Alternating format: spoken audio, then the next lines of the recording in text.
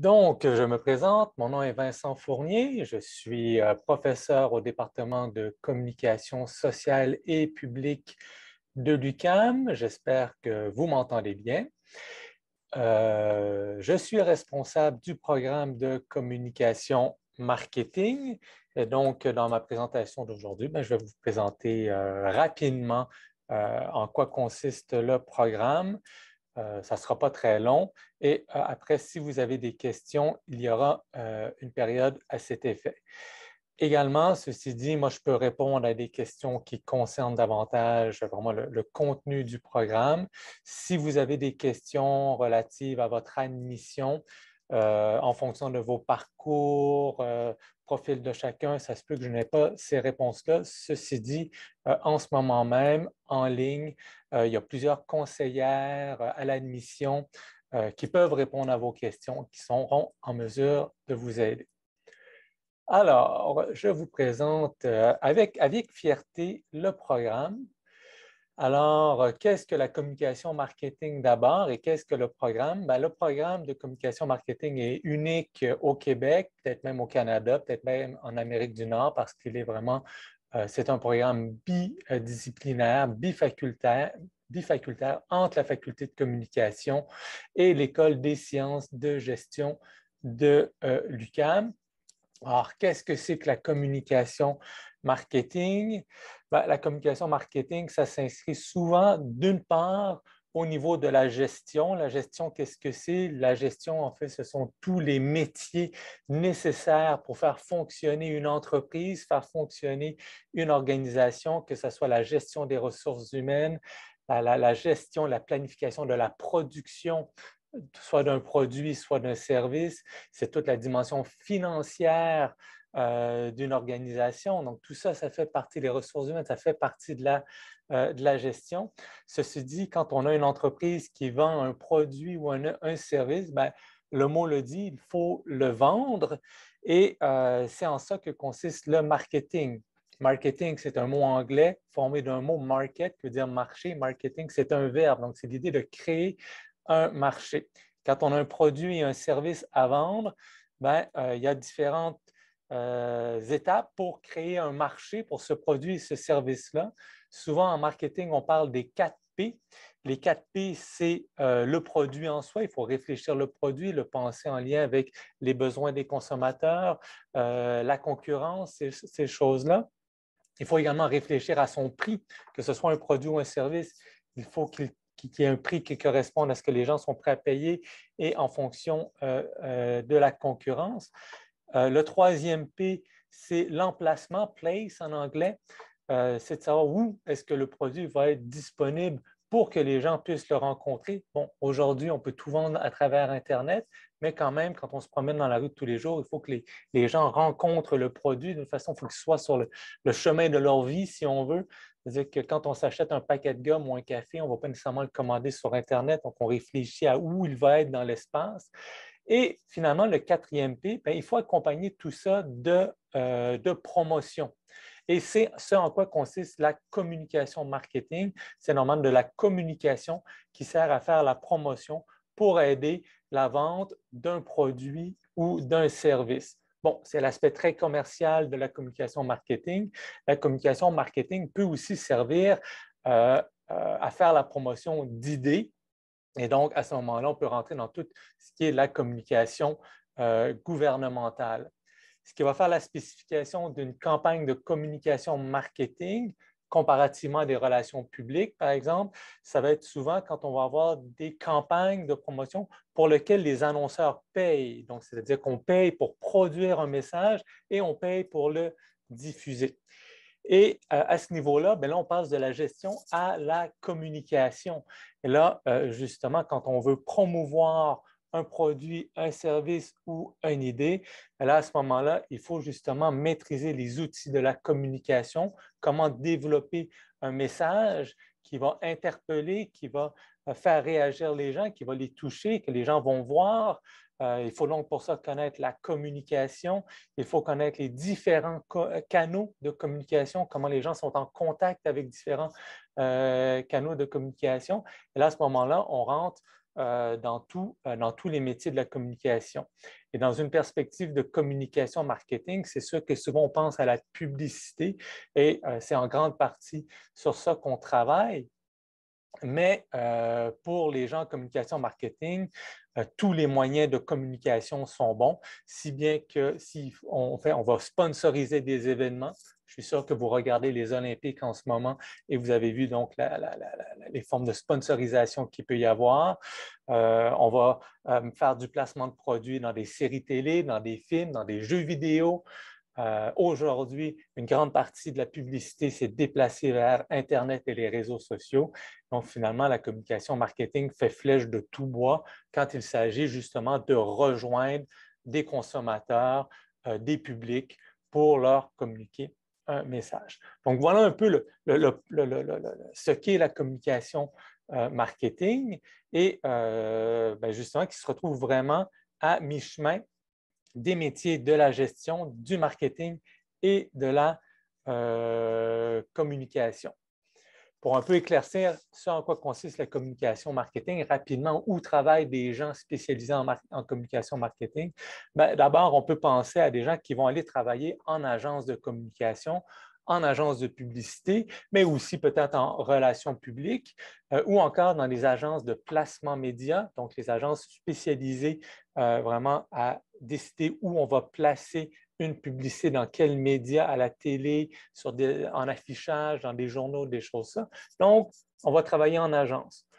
Ou encore, avec une telle formation en communication marketing, on peut travailler du côté des annonceurs. Les annonceurs, c'est qui? C'est toute entreprise, organisme qui va payer pour placer une publicité, pour faire produire et diffuser de la publicité. Ce sont les annonceurs, donc ce sont les entreprises privées. Ça va être par exemple au Québec, Rona, l'entreprise Rona, qui à elle seule va avoir un département de communication marketing dans lequel il peut y avoir une quinzaine de personnes qui travaillent.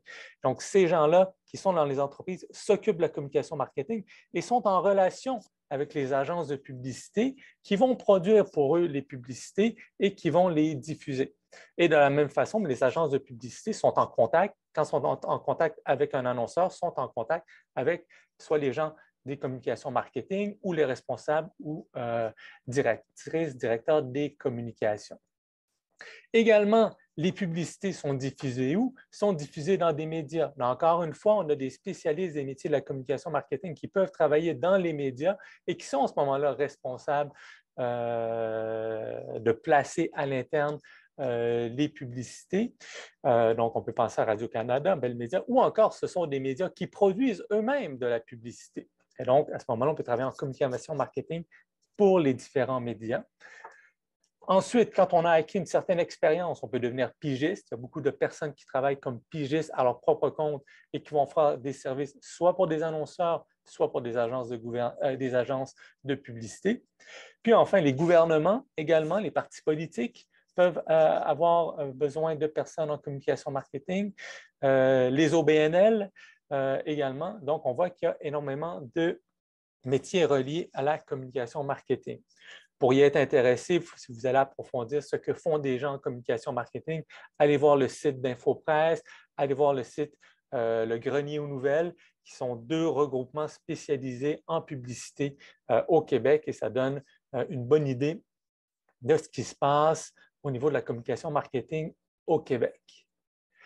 Je vous disais tantôt que j'étais content de vous présenter le programme, mais particulièrement content cette année parce qu'à partir de septembre 2022, l'année prochaine, on a un nouveau programme en communication marketing. Donc, le programme existait depuis 2007. En 2018-2019, le programme a été en évaluation. À chaque 10 ans, des programmes comme ça d'enseignement universitaire doivent être évalués. Il a été évalué sur la base de cette évaluation-là. On en a profité pour modifier le programme à la lumière de ce qui a été fait. Donc, ce qui nous a permis de faire un programme plus stimulant qu'il était encore. C'était un programme avant qui était un peu rigide, beaucoup de cours obligatoires, pas de souplesse. On a développé plus de souplesse. Également, c'était un programme, les gens rentraient en publicité, mais finalement, on trouvait qu'il y avait très peu de création, de créativité. On s'est arrangé pour mettre plus de création et de créativité dans votre parcours. Et enfin, le numérique, les réseaux sociaux gagnent en importance. Je veux dire, les réseaux sociaux n'existaient pas en 2007 quand le programme avait été créé. Donc, on a développé, approfondi les compétences sur les technologies et le numérique. Donc, à quoi ressemble le programme? D'une part, le programme offre 2 spécialisations, une spécialisation en stratégie conseil et une spécialisation en création publicitaire. Le choix de la spécialisation s'effectue au moment de l'inscription.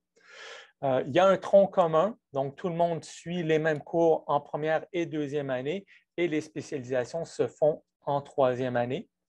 Également, il y a 4 cours optionnels, donc 4 cours totalement libres au choix dans lesquels vous pouvez aller chercher d'autres cours. Et à la fin, il y a un stage professionnel de 6 crédits, donc de 280 heures, que vous pouvez faire quand vous avez atteint 75 crédits. Donc, le stage, vous le faites normalement à la toute fin du programme.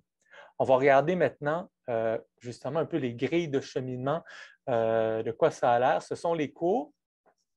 Les cours en jaune, ce sont les cours de la faculté de communication. Les cours en rouge sont les cours de l'École des sciences de la gestion. On voit la première année que bon, le COM 3136 et le COM 3104 arrivent à 2 moments. En fait, les 2 cours sont des cours obligatoires, mais on les indique comme ça parce que vous pouvez le faire soit à l'automne, soit à l'hiver, en fonction de l'horaire qui est offert, en fonction de ce que vous avez. La même chose en deuxième année, on voit le COM 3050, le COM 3126 qui arrivent à l'automne et à l'hiver. C'est la même chose. Ces 2 cours-là sont obligatoires, mais vous pouvez le faire soit à l'automne, soit à l'hiver. Également, vous voyez les cours à option qui sont totalement libres. Et également des cours Introduction aux sciences comptables et Introduction à la gestion de projet. Il faut savoir que souvent, quand on travaille dans le domaine de la communication marketing, qu'est-ce qu'on fait? On devient des gestionnaires de projets. Les projets, ce sont quoi? Ce sont les campagnes de communication marketing sur lesquelles on travaille. Et quand on gère une campagne, souvent, il faut gérer la production et la réalisation de cette campagne-là, d'où l'introduction à la gestion de projet. Et également, il y a souvent des budgets associés à une campagne, d'où l'introduction aux sciences comptables qui sont importantes. Ensuite, vous avez les 4 cours à option.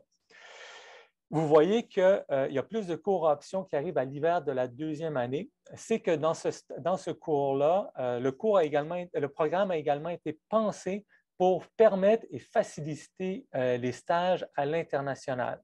C'est-à-dire que si vous pensez faire un stage à l'international, prévoyez-le dès votre rentrée au programme et conservez vos cours à option, justement, et faites d'autres cours entre-temps et conservez tous vos cours à option pour pouvoir les garder à l'hiver 2, donc la deuxième année à l'hiver, le H2, et ainsi pouvoir faire votre stage à l'international. Parce que quand on va faire un stage à l'international, des fois, ce qui est difficile, c'est de trouver des cours équivalents. Alors que là, en gardant tous vos cours à option pour cette année-là, un cours Introduction à la gestion de projet, ça se trouve facilement à l'étranger.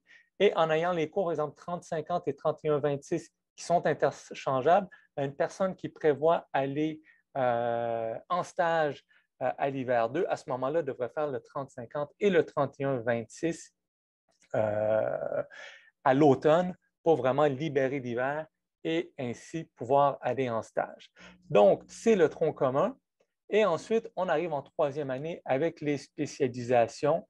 Donc, vous voyez les choix de cours des différentes spécialisations, encore une fois avec des cours en communication, des cours en marketing et une série d'autres cours. Vous voyez également le profil stratégie conseil est vraiment la formule, le programme amélioré par rapport au premier programme. Donc, le programme tel qu'il était, si on faisait la version améliorée, si on avait fait un seul programme sans spécialisation, ça aurait donné le profil stratégie et conseil. Mais quand on a fait la modification, on a vu qu'il y avait beaucoup de demandes pour davantage de créativité, de création. Donc, on s'est dit, on va faire un profil encore plus poussé au niveau de la création publicitaire. Ceci dit, les gens en stratégie conseil, tout le monde en première année, vous avez un cours de production orale et écrite. Donc, il y a un cours de création dans le tronc commun. Et les cours de publication 1 et 2 sont quand même des cours dans lesquels il y a de la créativité, dans lesquels on apprend à utiliser des logiciels comme Photoshop, par exemple, des choses comme ça, parce que ce sont des compétences qui sont en demande quand vous rentrez sur le marché du travail. Puis pour ceux qui veulent vraiment aller plus loin dans la création, bien, il y a le profil de création publicitaire. Vous voyez les cours, il y a même 2 blocs de choix de cours vraiment dans le domaine des arts. Il n'y a pas toutes les listes ici, mais si vous allez voir le programme en ligne, vous allez voir la liste des cours des 2 blocs, vraiment approfondir les aspects de créativité. Ceci étant dit, ça demeure quand même un programme de gestion et de stratégie, même en création publicitaire. C'est-à-dire que si votre objectif, c'est de devenir des designers graphiques, donc des directeurs artistiques, à ce moment-là, le programme pour vous, ce serait davantage un programme de design à l'école de design de l'UQAM. Ici, ça demeure un programme de communication marketing, un programme quand même fortement au niveau de la gestion. Ce qu'on veut à travers l'aspect créatif ici, c'est que, bien, dépendamment des milieux de travail où on se retrouve, on peut se retrouver dans une petite entreprise, on peut se retrouver dans un OBNL. Des fois, il y a des pièces qui sont faciles à fabriquer soi-même. Donc, c'est le type de petite création qu'on veut que vous soyez en mesure de faire. Par exemple, faire une petite publicité sur Internet qui ne bouge pas, ce n'est pas très compliqué. Hein? On veut que vous ayez les compétences pour faire ça. Monter une vraie campagne de publicité, bien là, on se retourne davantage vers des directeurs artistiques. Et également, ce qu'on veut que vous ayez, c'est que souvent, en publicité, on se retrouve à gérer des campagnes de publicité, donc à gérer de la création artistique. Donc, on veut que vous ayez des outils soit pour être mieux à même de gérer la réalisation de campagnes de production artistique comme ça, ou même si vous travaillez côté annonceur, peut-être que ce n'est pas vous qui aurez à gérer cette production-là, mais au moins vous aurez justement des outils créatifs pour être mieux à même d'évaluer des projets de campagne de communication que peuvent vous présenter des agences de publicité. Une spécificité au programme. Pour le programme, vous avez besoin de satisfaire des compétences en anglais. Il n'y a pas de cours, il n'y a pas d'exigence à l'entrée comme telle, mais avant la sortie du programme, il y a un test d'anglais qui est à faire. Donc, un test qui est offert par l'École de langue de l'UQAM. Je pense qu'il y a quelques frais, une trentaine de dollars associés à ça. Vous pouvez aussi suivre un cours d'anglais dans vos cours à option si vous voulez l'approfondir. Ceci dit, pour suivre le cours d'anglais, l'École de langue va vous faire passer le test d'anglais. Donc, vous allez quand même devoir faire le test d'anglais pour pouvoir vous inscrire au cours. Ou sinon, il y a d'autres tests internationaux comme le TOEIC ou le TOEFL, qui sont des tests que font passer des universités étrangères, justement, quand on veut aller étudier là-bas. Donc, des gens qui peut-être planifieront un stage à l'étranger, bien, il y aura peut-être la possibilité de faire l'un ou l'autre de ces tests-là. Également, bien, si vous avez étudié et vous êtes diplômé d'école secondaire, cégep ou université en anglais, vous pouvez également avoir une exemption. Il y a des gens souvent qui viennent au programme qui ont fait un DEC technique. Bien, vous pourriez avoir jusqu'à 5 cours du baccalauréat reconnus en équivalence. Pour ça, bien, il faut trouver des cours que vous avez faits au cégep dans votre DEC technique et trouver des équivalences. Ça prend 2 cours de cégep pour un cours à l'université, mais ça arrive régulièrement, donc comme ça, en rentrant, que les gens vont chercher des équivalences, donc les gens qui ont fait un DEC technique, des fois en mode ou en gestion ou en finance ou des choses comme ça. Bon, je vous ai parlé du stage à l'international, j'en parlerai pas trop. Il y a une erreur dans ma diapositive. Donc, d'abord, savoir qu'il y a des services des relations internationales de l'UQAM qui peut vous aider. Il y a également le service des relations internationales de l'ESG qui connaît particulièrement bien notre programme et qui peut vraiment vous aider à trouver des cours équivalents à l'étranger. Il existe des bourses également à la mobilité. Et donc, ce qu'il s'agit, c'est justement de trouver des cours que vous voulez faire à l'extérieur. Ensuite, vous prenez les cours qui sont indiqués ici, trouvez les équivalences qui sont indiqués ici. Donc, il y a des cours hors Québec en communication, des cours hors Québec en gestion, des cours hors Québec en marketing. Et ensuite, bien, ces cours-là deviennent vos cours à option. Et ici, je l'indiquais, le stage se fait à l'hiver, non pas en troisième, mais l'hiver en deuxième année. Donc, ici, il y a une faute sur ma diapositive. C'est à l'hiver de votre deuxième année que vous devriez faire votre stage. Et donc, à ce moment-là, vous devez réserver et utiliser vos cours à option et trouver des équivalences à l'étranger. Où retrouver toute cette information-là? Bien, tout simplement à l'adresse suivante ou simplement en cherchant sur Internet communication, marketing, UQAM. Vous allez tomber sur la page du programme. Vous verrez, il y aura peut-être un onglet qui vous dira il existe une nouvelle version du programme. C'est ce sur quoi vous devez cliquer pour trouver l'information que je vous ai présentée. Et si vous voulez aller vraiment voir le contenu des cours en détail, tout est expliqué.